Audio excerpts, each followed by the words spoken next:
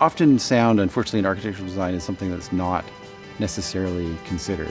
When people think about the aesthetic dimensions, the programmatic dimensions, the functional dimensions of the room far before they think about sound. As architects, we're very familiar with visualizing spaces to create visualizations, but we can also create auralizations as well. Sound has actually been really carefully designed for things like concert halls and opera houses and so forth.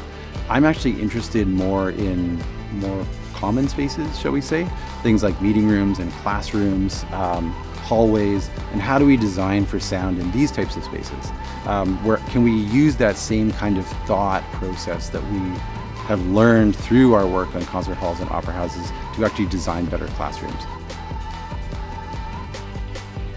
There's three basic mechanisms by which sound can interact with a surface. And we know about two of them really well.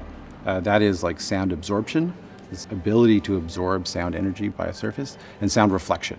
So we can reflect sound off a wall, and we can aim the walls and ceilings so that we can get optimal reflection.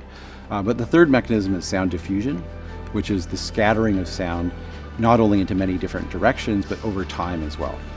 And this is the third important criteria for sound. And so it's the mixture of these three mechanisms in which we can actually tune the materials of the space around us.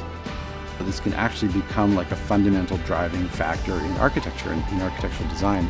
And this can impact forms of the surfaces that surround us, but the methods of manufacturing as well.